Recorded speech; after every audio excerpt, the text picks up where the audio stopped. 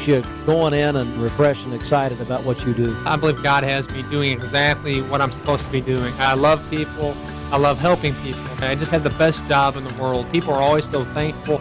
I tell my wife that I'm just so blessed that people get better. Our patients are always doing well. Over the last 6 to 7 years, I've really got to know a lot of people. I've had several patients that I've operated on my hand, a shoulder, a knee, a foot. I just love kind of a family practice, orthopedic surgery practice that I've developed. The all-new Crown Chrysler Dodge Jeep Ram Cleveland, right off I-75 and exit 20, the better way to buy. Talk 101.3 The Buzz, powered by Tennessee Valley Federal Credit Union. TVFCU puts money back into the community to support musicians like me. And me. So get a home. And me. Anyone else? And me. Get a home loan at tvfcu.com. Don't bank corporate, bank together. TVFCU is an equal housing lender.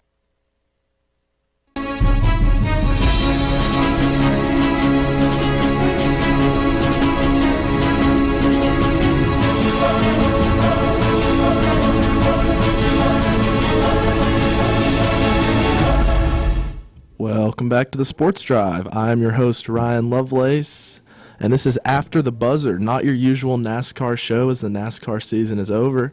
So I'll be taking over the Wednesday night 5 to 6 spots. This is After the Buzzer on the Sports Drive, presented by the Center for Sports Medicine and Orthopedics. Once again, I'm your host, Ryan Lovelace. I'll be with you till the 6 o'clock hour. So, we're just going to jump right in. Obviously, happy Thanksgiving to everybody tomorrow. A little early, happy Thanksgiving, but we got some big football games tomorrow. But first, we need to talk about what happened in the NFL last week. A crazy week of football, starting out with the Super Bowl rematch. Obviously, we all know Brady brought the Patriots back from down 28-3. But it's a different regime in New England. It's Mac Jones, and he's looking pretty scary right now, and he looked very good against the Falcons. The Patriots won 25-0. The Falcons' offense was just atrocious. And I know there's a lot of Falcons fans around here who are defending Matt Ryan and his performance, but I do not believe in Matt Ryan whatsoever. I've been anti-Matt Ryan for the longest time. And, he didn't have a good performance. The Falcons fall to 4-6. They get shut out, which is kind of crazy in the NFL today. But the Patriots defense, J.C. Jackson, they're looking very, very good this year, and they get a big win on Thursday Night Football. A pretty dominating win as well. Moving on to our games on Sunday, the Eagles take down the Saints 40-29. A great game from the Eagles. Saints starting Trevor Siemian and Mark Ingram. They could not get it done, to say the least. So, again, you're starting Trevor Siemian and Mark Ingram. So I don't know what you would expect, but, Eagles win 40-29. Saints fall to 5-5. Eagles fall to 5-6. Eagles move to 5-6. Dolphins at the Jets. This game, the Dolphins look really good. It may be too little too late, but they've looked very good the past couple games. They beat the Jets by 7. The Jets have been pretty talented this year. Again, they're without Zach Wilson, but he should be coming back this week. So if you're a Jets fan, you can be excited about that. What you shouldn't be excited about is how the Jets are fell to 2-8. The Dolphins move up to 4-7. Yeah. The Washington football team at the Carolina Panthers. This was a game that, it feels like we have a Jekyll and Hyde thing with Taylor Heineke. He plays great in some games, and in other games he's just atrocious with his play, to be honest. And we got the good Taylor Heineke, a back-and-forth battle. McCaffrey played very well. Cam Newton played very well. I had DJ Moore and McCaffrey on my fantasy team, so I was happy. DJ Moore scored a touchdown, so did McCaffrey. So, it's always a good day when that happens. But Washington pulls a little upset there. They take down Carolina 27-21. The football team moves to 4-6. Panthers fall to 5-6. They're looking to try and make a run in that NFC South. But the way they're doing the playoffs this year, where 2 teams from each division make it, or I believe that's how they're doing the playoffs. I've seen some weird playoff brackets. But if they can get the number 2 seed in the South, I think that team can make a very good run at the playoffs just because they have a pretty good defense. And if they get their offense going, I mean, really they need a quarterback. You have weapons, Anderson, Moore, McCaffrey. So if Cam can play very good, then you have a insane amount of potential with this team. So Panthers still with plenty to fight for. I mean, 11 games into the season, any one of these teams can just win 7 straight and look very good going into the playoffs. Colts at the Bills. Oh my goodness, Jonathan Taylor. That man is insane. The Colts come home with the win. They absolutely embarrass the Saints defense. Now, not the Saints, the Bills defense. I mean, if you want to look at some of these stats Jonathan Taylor put up, let's see if I can't find them here. Jonathan Taylor ran 32 times for 185 yards and 4 touchdowns. That's 4 touchdowns. He had 3 receptions for 19 yards and another touchdown. So 5 total touchdowns for Jonathan Taylor. That accounts for every single one of the Colts' touchdowns in their 41-point victory. They nailed 2 field goals to get up from 35 to 41. And they get a huge win over the Bills. Moving on, the Lions and the Browns. Man, I feel bad for the Lions. They played another great game. They shut down Cleveland. Baker Mayfield threw for 176, a touchdown and 2 interceptions, and they lose by 3. Just an absolute brutal way to lose a game. But the Browns win 13-10 in that one. Lions are winless this year. They're 0-9-1. They tied last week with Pittsburgh. Browns moved to 6-5. Sort of disappointing for that team with all the talent they have just to not be a powerhouse that they are, but we'll see if they can turn it around. 49ers and Jaguars, not much happened there.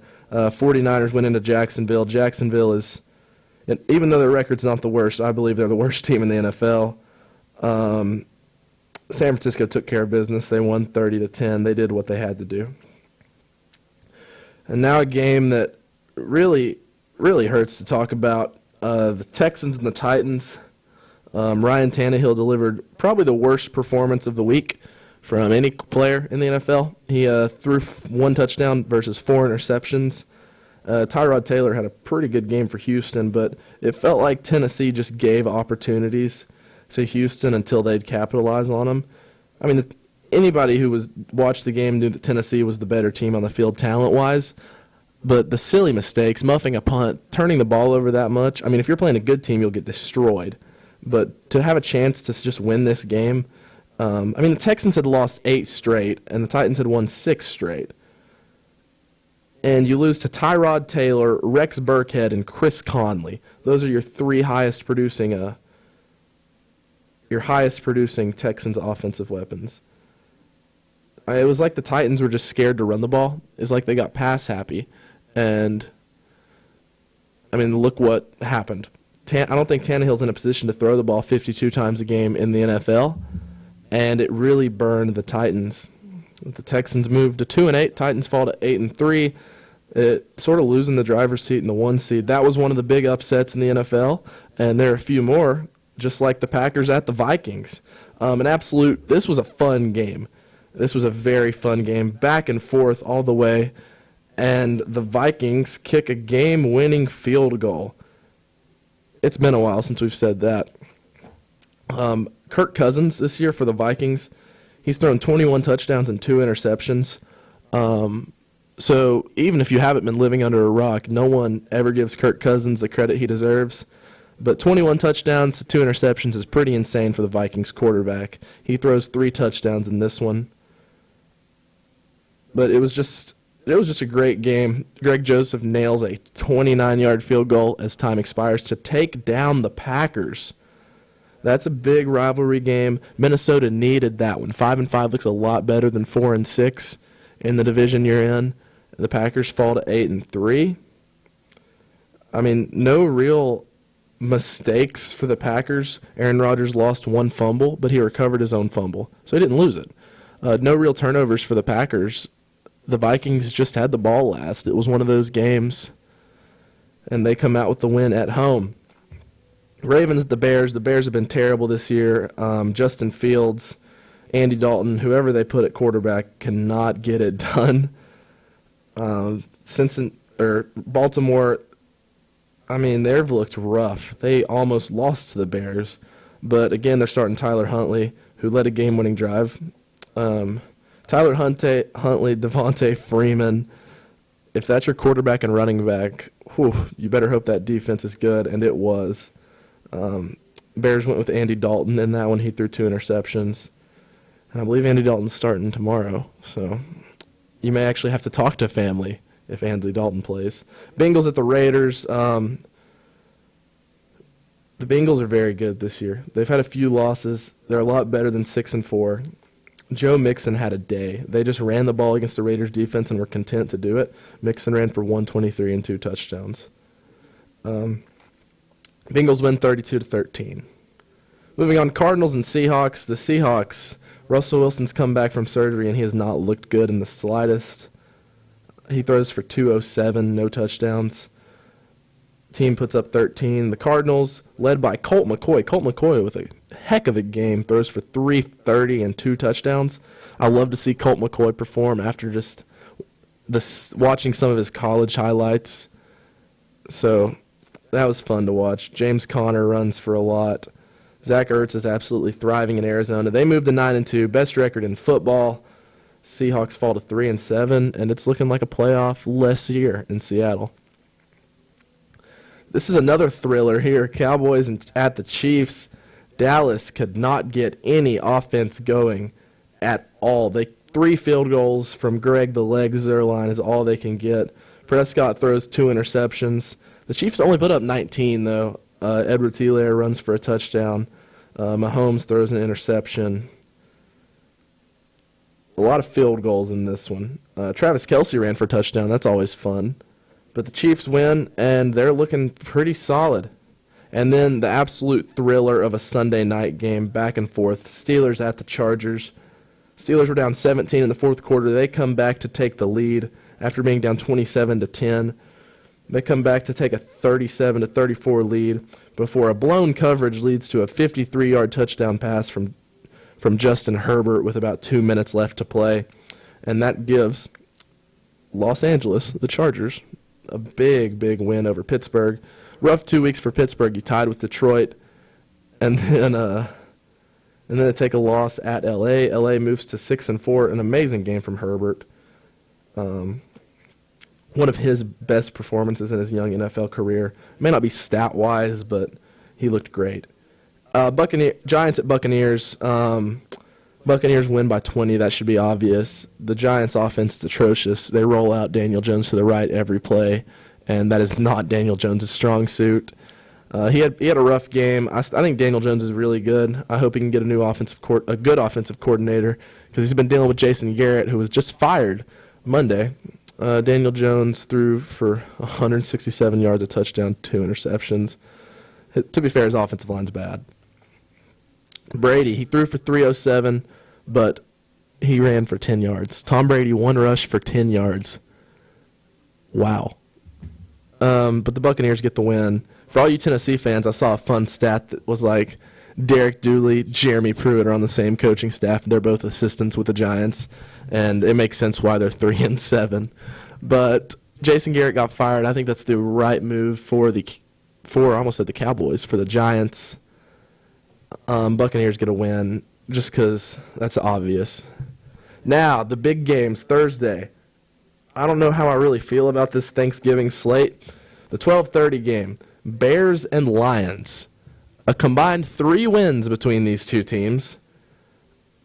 I don't know what kind of Thanksgiving marquee matchup Fox thinks this is, but Matt Nagy has been announced. I saw somewhere they announced Matt Nagy will be fired after this game. So Chicago's at least going to be happy on Thanksgiving, whether they win or lose. But the quarterback matchup for this one. This is a quarterback matchup so bad you may actually have to talk with your family instead of watching football on Thanksgiving.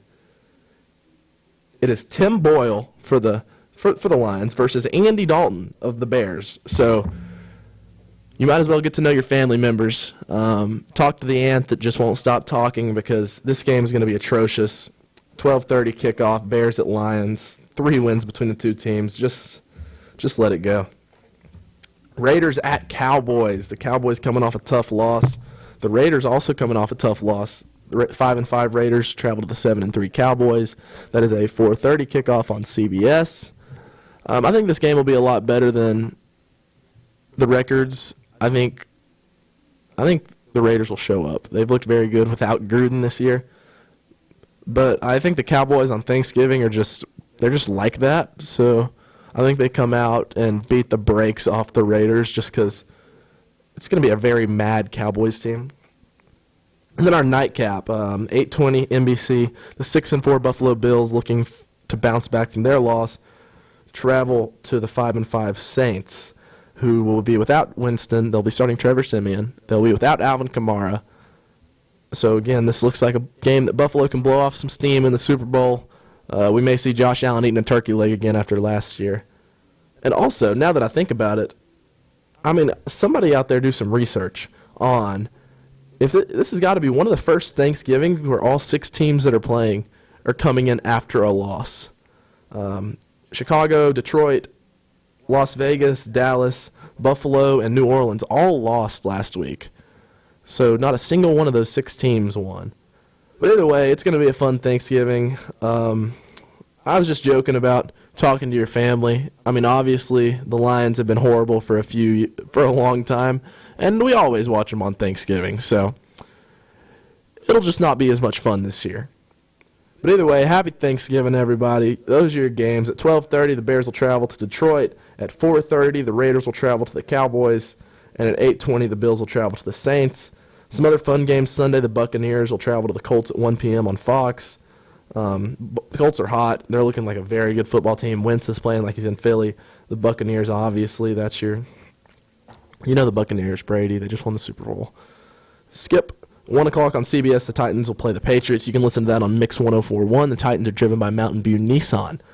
The Titans are 8-3. They're looking to stop a skid. They'll travel to New England, who's looking very scary. They sit in front of the AFC East.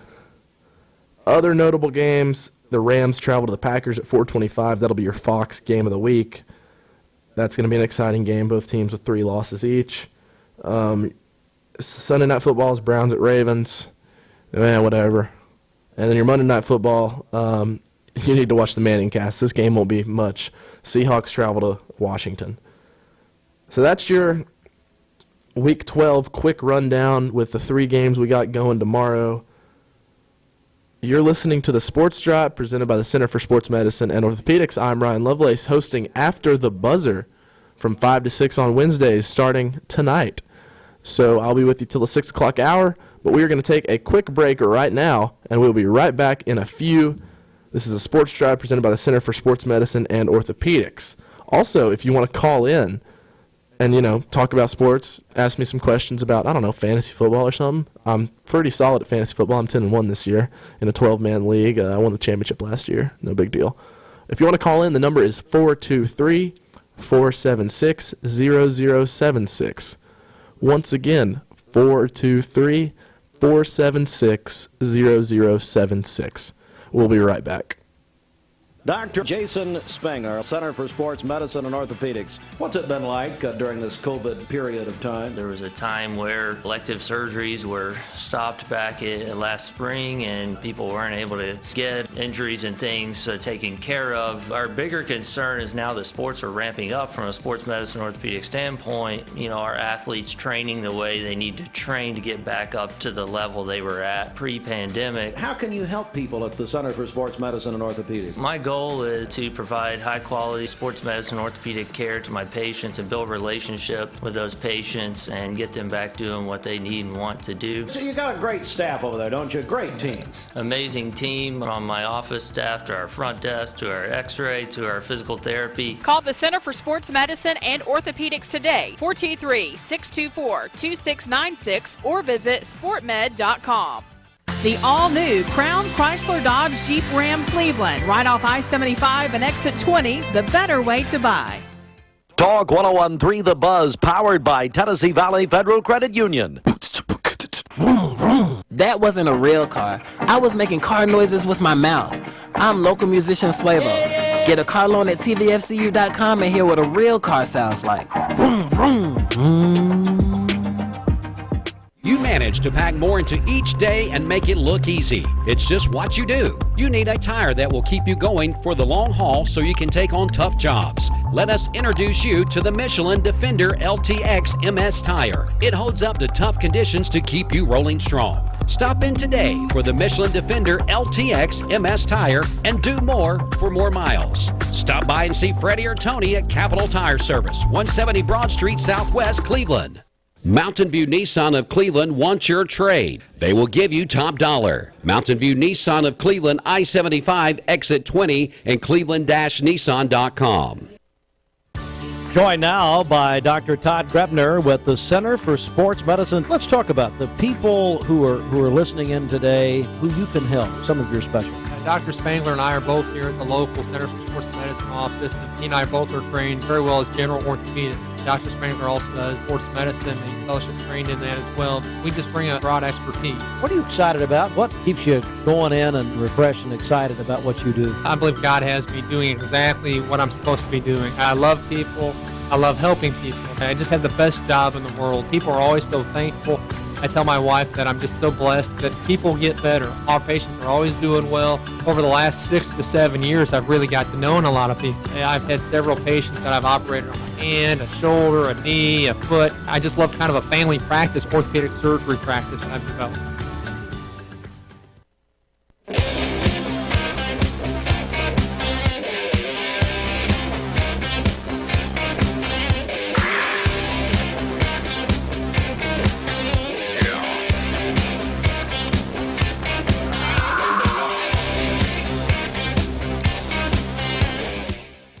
Back to the Sports Drive. I'm your host, Ryan Lovelace. You're listening to After the Buzzer on the Sports Drive, presented by the Center for Sports Medicine and Orthopedics.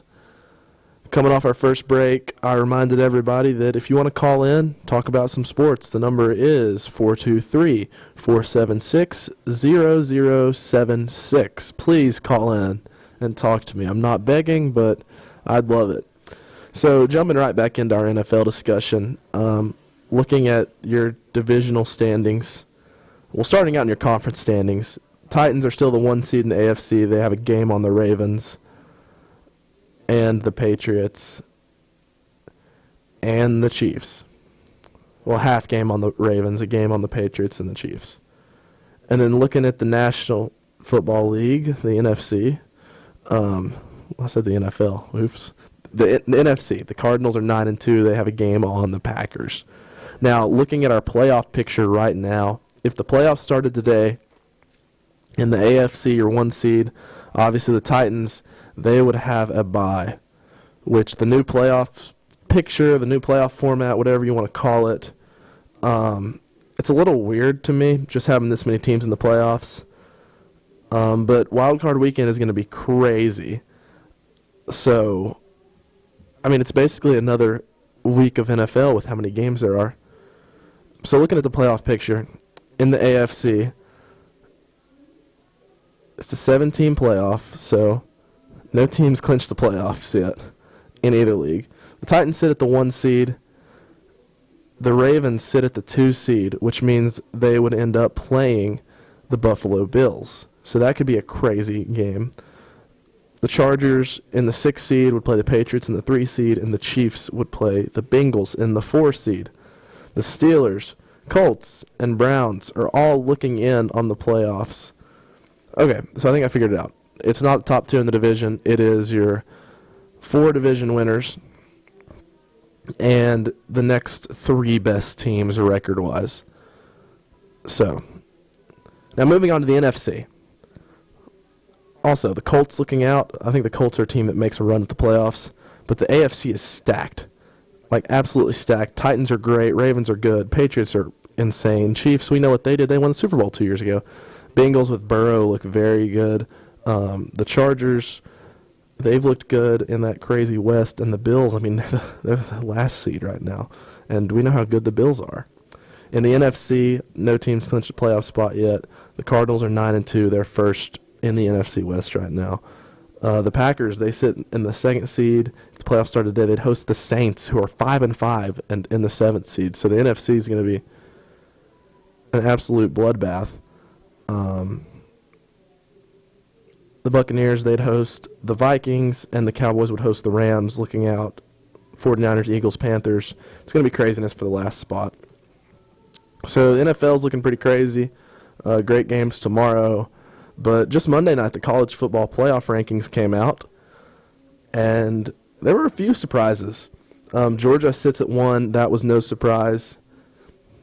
Ohio State, this is a little surprising. They leapfrogged Alabama after their dominating win over Michigan State for the number 2 spot. So Ohio State now sits in the 2 spot. Alabama sits in the 3 spot, which when it comes down to it, the 2 and 3 spot don't even matter. It determines what jerseys you wear in the playoff games since you'll play each other. And then my team, the undefeated Cincinnati Bearcats, they move to number 4. It is the first time a group of 5 school has ever been ranked in the top 4 in the college football playoffs. And Cincinnati made the jump over Michigan and Notre Dame, who sit at 5 and 6. All 2 of those teams are 2 and all 3 of those teams, Oklahoma State at 7, Notre Dame at 6, and Michigan at 5 are 10 and 1. Ohio State and Bama at 2 and 3 are also 10 and 1. Georgia, Cincinnati, and UTSA are the only 3 11-0 undefeated teams. But either way, a lot of craziness in the rankings. Ole Miss sneaks their way into the top 10 at 9-2. They're the second 2-loss team behind 8th-ranked Baylor. We got a few 3-loss teams. 3-loss Wisconsin sits at 14, followed by 3-loss Texas A&M. And then at 21, just no respect to the Mountain West Conference. 10-1 San Diego State sits at 21. 11-0 UTSA sits at 22, right ahead of 3-loss Clemson at 23. And then 10-1 Houston at 24. And Arkansas is your only 4-loss team in the top 25. They sit at number 25 at 7-4. You know, it was a crazy weekend in the NFL, but it was also an insane weekend in college football. I mean, we had the Alabama-Arkansas thriller, the fake field goal. I mean, Saban's team was on the ropes, and they've been on the ropes a few times this year. But, I mean, I'm in a spot right now where it just looks like the best team in the country is Georgia, and there's a huge gap between 2 and 3. As much as I want to believe Cincinnati can pull off an upset, I don't think it'll happen if the playoffs started today. The big game was Ohio State, Michigan State. That was your game of the week. And oh my goodness, Ohio State beat them 56-7. That was absolute insanity from Ohio State. C.J. Stroud said, "Here, I'm putting my name in the hat for the Heisman." And he got a lot of entries. He threw for 432 yards and 6 touchdowns with only 3 incompletions. He threw the ball 35 times. He also ran for -4 yards. So that was the only knack on him. He didn't get it done on the ground. But he threw for 430 and 6 touchdowns. And Ohio State looks very good as well. I think they're one of the only teams that can challenge Georgia just because of how powerful that offense is. But the thing about Ohio State is it feels like every year they have great games like this where they'll destroy a ranked team. Like they'll beat Michigan in the Big House by a lot, and they'll come out flat the next week versus Purdue or Iowa, etc. So obviously Ohio State, this week they'll play Michigan at the Big House. I say that. Another tough competition. Another tough game for Ohio State. And then they have the Big Ten championship game. So it's looking like Ohio State will get a fair share of Michigan teams. They just beat Michigan State. Now they're going to end up playing Michigan at the Big House for a game that means a lot.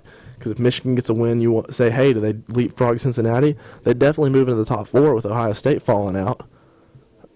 And then we have some craziness with the Big Ten championship game where Ohio State, it's looking like they're going to play Wisconsin or Iowa. because Ohio State, Michigan, and Michigan State are all in the Big Ten East. Right now, if Michigan beats Ohio State and wins out in conference, they'll be in the Big Ten championship game. And the question is, if they lose Michigan, do you put 2-loss Michigan in the playoffs, even though they've lost twice? Do you put Ohio State in at 2 losses? I mean, who do you? Because, they've shown head-to-head doesn't really matter as much this year. I mean, you see, Michigan was ranked over Michigan State, even though Michigan State beat Michigan head-to-head last week. So it's just an interesting dynamic. I mean, it's going to be tough if Michigan or Ohio State has to play Wisconsin or Iowa. I mean, both those teams, they can slow the game down with their defense, and obviously I'm biased towards Iowa. I was out there watching them beat Penn State. But either one of those teams can slow the game down and pull an upset, because in games that just are low scoring, Wisconsin and Iowa just find a way to win. It's crazy. But either way, Ohio State, they have a fun road. They sit at 2. Alabama at 3. Alabama, I don't know. I do not know how confident I am they can make it to the SEC championship game undefeated, just because they've looked rough against Arkansas. They looked rough against LSU. I mean, this LSU team this year is absolutely atrocious. They beat them by 6 points. They let Tennessee score 24 points on them. They lost Texas A&M earlier this year. They got to go to Auburn, and then the SEC championship game's set in stone already. So Alabama would have to pull an upset over Georgia, I believe, to make the playoffs. I mean, we could see a situation, the College Football Playoff Committee loves to put 2 SEC teams in. We could see a situation where Georgia's the 1 and Alabama's the 4 if some madness happens behind them. But I don't know how likely that is. And if things really get crazy, if Michigan beats Ohio State and takes Ohio State out, if Alabama drops to Auburn, you're looking at an Oklahoma State possibility if they sit at 7. You could look at them sneaking into the 3 or 4 seed, which, I mean, they've come out of nowhere. I haven't really looked at them all year. I mean, their biggest game is this week. They host Oklahoma, 10th-ranked Oklahoma, 7:30 game. So that's huge. I mean, they beat Baylor this year. Baylor's been pretty good. They sit 9th ranked right now. Their one loss was to Iowa State in Iowa State. But if we see Oklahoma State run the tables and win the Big 12 championship game, they have a pretty good case if a lot of craziness happens in front of them. And obviously the elephant in the room is Cincinnati. Do you think they should be a top 4 team over Michigan and Notre Dame? I mean, you can call in and talk about it. Numbers 423-476-0076 if you want to call in and talk about Cincinnati, because everybody has an opinion about Cincinnati. But again, with some madness happening, Oklahoma State has a pretty easy ride to the playoffs if they can beat Oklahoma, who's been iffy this year. And then, scary enough, Notre Dame at 6. I do not want to see Notre Dame because they have looked, talking about Alabama, how they haven't looked good in some games this year. Notre Dame's looked absolutely atrocious in some games this year.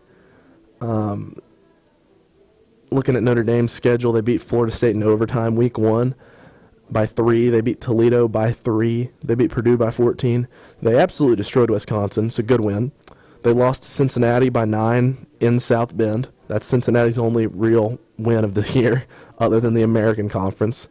Beat Virginia Tech by 3. They beat USC by 2 touchdowns. They beat UNC by 10. They beat up on Navy and Virginia, and they destroyed Georgia Tech, and they have Stanford left on their schedule. So, going into this last week, you got a lot of questions. Because, again, Notre Dame won't play a conference championship game, and we've seen the College Football Playoff Committee deny teams like Notre Dame because they didn't win their conference their conference championship game. But at the same time, we've also seen the losers of some of these conference championship games get in. Like when Alabama was undefeated and lost to Georgia. We saw Alabama and Georgia in the same playoffs, even though Alabama was one loss and had just lost to Georgia. And surprise, those two teams met in the national championship game, and Alabama got the last laugh to it with a touchdown in overtime to win it. But either way, a lot of craziness with the college football playoffs right now. I mean, realistically, if you look at the playoffs, you have, out of the top 4 teams, you obviously have the 4 that sit there now, but you have 1, 2, 3, 4 teams looking in. I mean, if Oklahoma runs the tables, they take down Oklahoma State, and they look very good in the Big 12 championship game. They could go from 10-4 real fast if they look very good, because they say the eye test doesn't matter, but it does. The Pac-12 champion, it looks like, after Oregon got upset, and by upset, they were demolished by Utah. I mean, there's no chance of a Pac-12 team making the playoffs. So it's looking like it's going to be you're going to have an SEC team there no matter what happens with Georgia.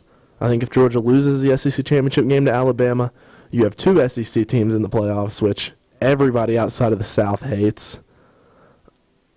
But if Alabama beats Georgia in the SEC championship game, all the scenarios just become absolutely nothing. Because then you see a playoff with Georgia, Alabama, the winner of Ohio State and Michigan likely, and probably Cincinnati, because unless Cincinnati drops a horrible one, it looks like they're going to win out.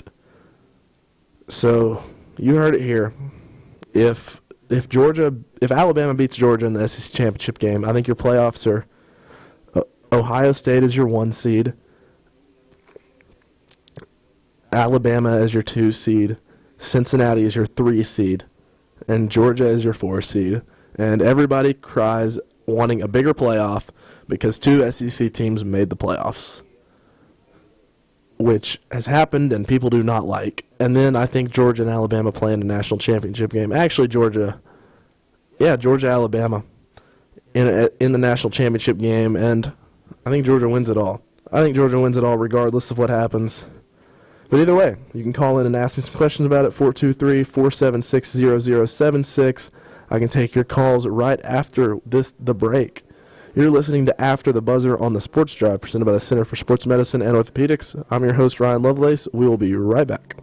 Dr. Jason Spanger, Center for Sports Medicine and Orthopedics. What's it been like during this COVID period of time? There was a time where elective surgeries were stopped back last spring and people weren't able to get injuries and things taken care of. Our bigger concern is now that sports are ramping up from a sports medicine orthopedic standpoint. You know, our athletes training the way they need to train to get back up to the level they were at pre-pandemic. How can you help people at the Center for Sports Medicine and Orthopedics? My goal is to provide high-quality sports medicine orthopedic care to my patients and build a relationship with those patients and get them back doing what they need and want to do. So you got a great staff over there, don't you? Great team. Amazing team, from my office staff to our front desk to our x-ray to our physical therapy. Call the Center for Sports Medicine and Orthopedics today, 423-624-2696, or visit sportmed.com.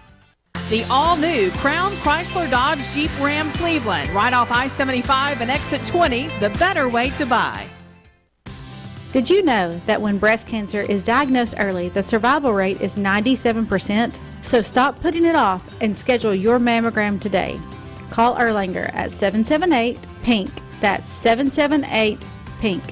Another SOS, and you're stressing, and that's the time to check in at Check Into Cash. Check in at Check Into Cash today for a flex loan up to $4,000. If you're facing unexpected expenses, a flex loan from Check Into Cash can help. Withdraw as much as you need when you need it. A Check Into Cash flex loan gives you the cash you need so you can get on with life. Like a credit card, only better. Visit checkintocash.com/flexradio. One-stop money shop, check into cash. Talk 101.3 The Buzz, powered by Tennessee Valley Federal Credit Union. TVFCU puts money back into the community to support musicians like me. And me. So get a home. And me. Anyone else? And me. Get a home loan at tvfcu.com. Don't bank corporate, bank together. TVFCU is an equal housing lender. Joined now by Dr. Todd Grebner with the Center for Sports Medicine. Let's talk about the people who are listening in today, who you can help, some of your specialties. Dr. Spangler and I are both here at the local Center for Sports Medicine office, and he and I both are trained very well as general orthopedic. Dr. Spangler also does sports medicine, and he's fellowship trained in that as well. We just bring a broad expertise. What are you excited about? What keeps you going in and refreshed and excited about what you do? I believe God has me doing exactly what I'm supposed to be doing. I love people. I love helping people. I just have the best job in the world. People are always so thankful. I tell my wife that I'm just so blessed that people get better. Our patients are always doing well. Over the last 6 to 7 years, I've really got to know a lot of people. I've had several patients that I've operated on my hand, a shoulder, a knee, a foot. I just love kind of a family practice, orthopedic surgery practice that I've developed.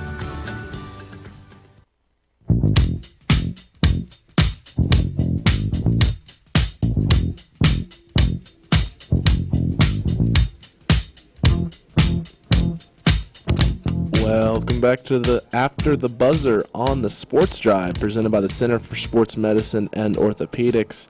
I'm your host, Ryan Lovelace, taking you to the 6 o'clock hour.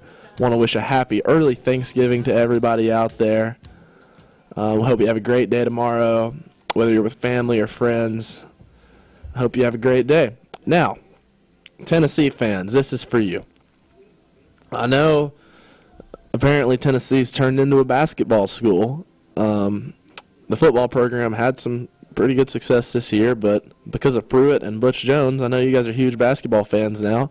So let's talk about Rick Barnes and his squad this year. They opened their season with a win over UT Martin, followed by another win over ETSU, 2 games that you're obviously going to win, dominating wins.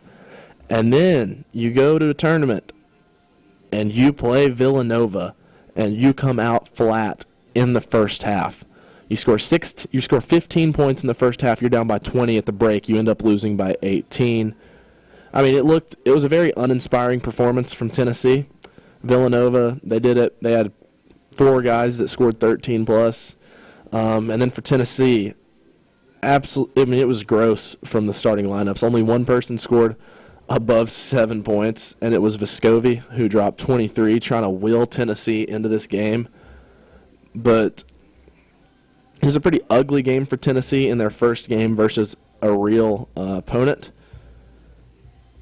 And I know a lot of my friends that are Tennessee fans were a little frustrated with this game because as they were watching it, just looked like, there's not much effort from Tennessee. They shot 17% from 3, which in today's game is just, if you shoot that low percentage from 3, you're toast.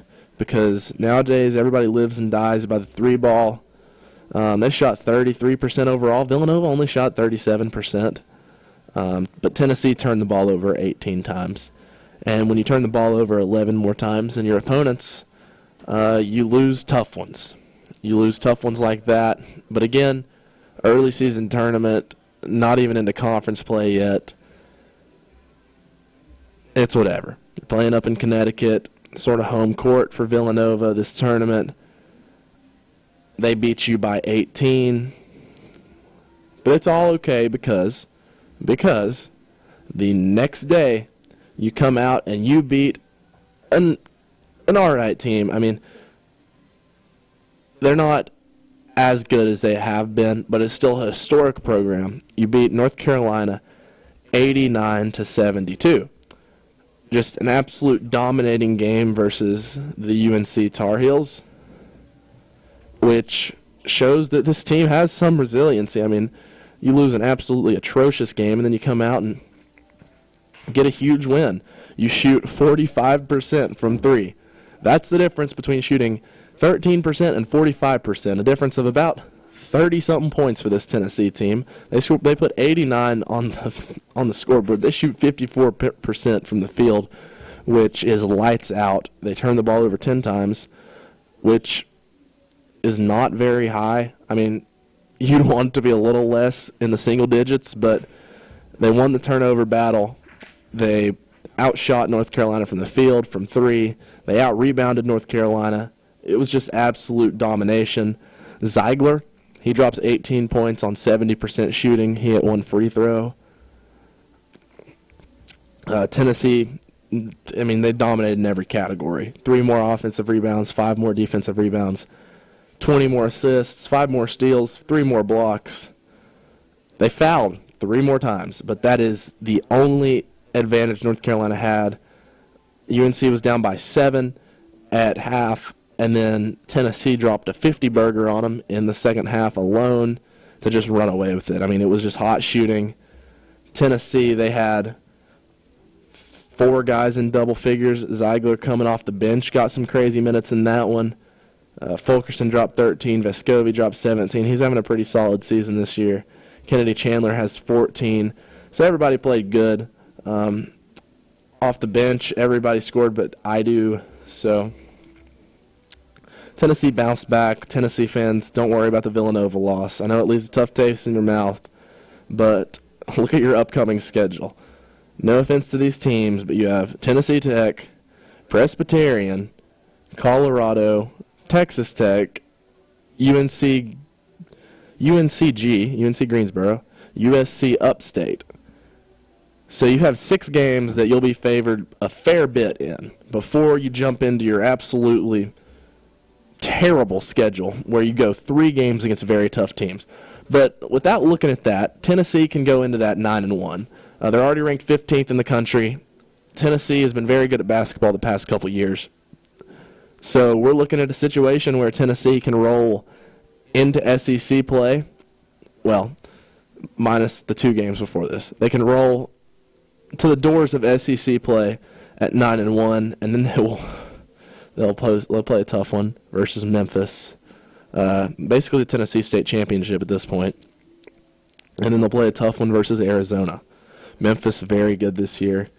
Memphis, they're a basketball school. Penny Hardaway's turned this program around. They're undefeated this year with wins over Tennessee Tech, NC Central, St. Louis, and Western Kentucky. So this 9th-ranked Memphis team has not been tested yet. Before the Tennessee game, they will play Alabama. So Memphis getting their fair share of SEC play as they'll play Georgia, Ole Miss, and Alabama before they play Tennessee. So Penny Hardaway went out and scheduled some tough teams. Meanwhile, this Arizona team, they sit ranked 17th in the country right now. They're in the Pac-12. They have some pretty good wins this season. They beat Northern Arizona, UTRGV. I have no idea what that is, but they dropped 104 on them.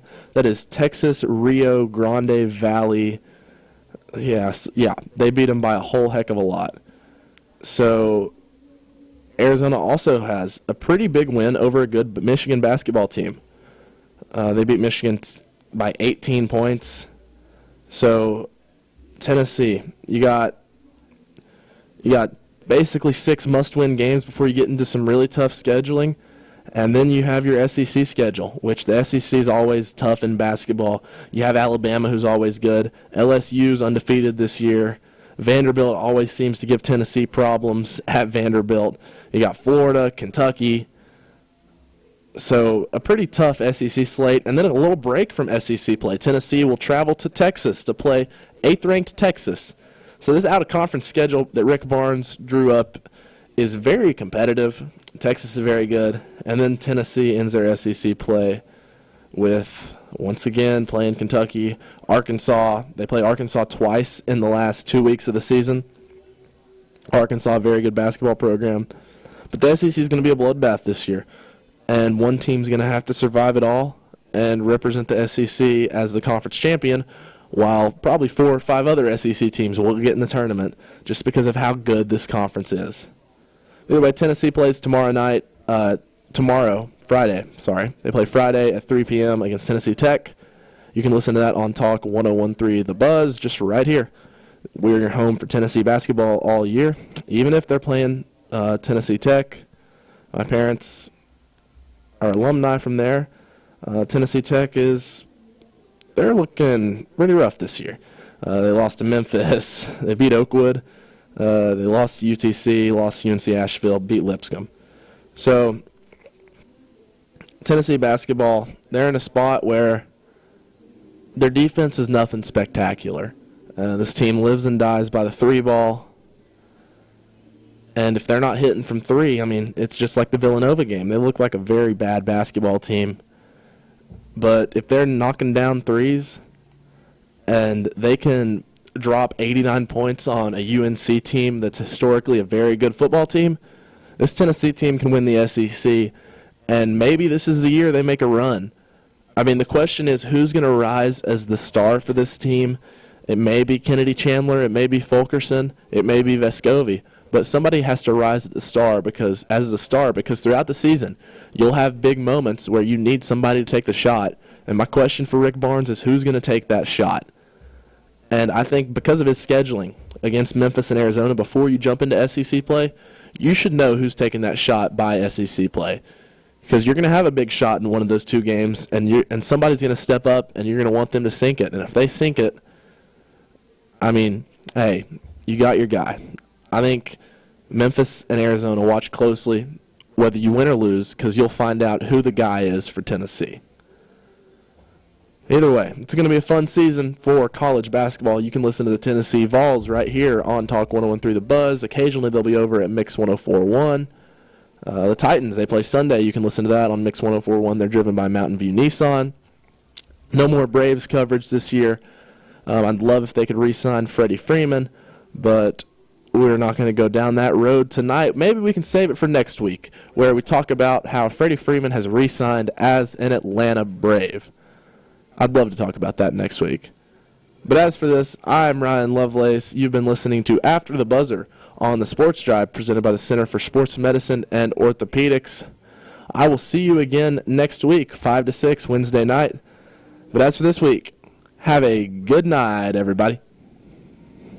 Broadcasting from the Kia of Cleveland studios, this is Talk 101.3 The Buzz, WCLE, HD2 and 101.3 FM, W267BI Cleveland.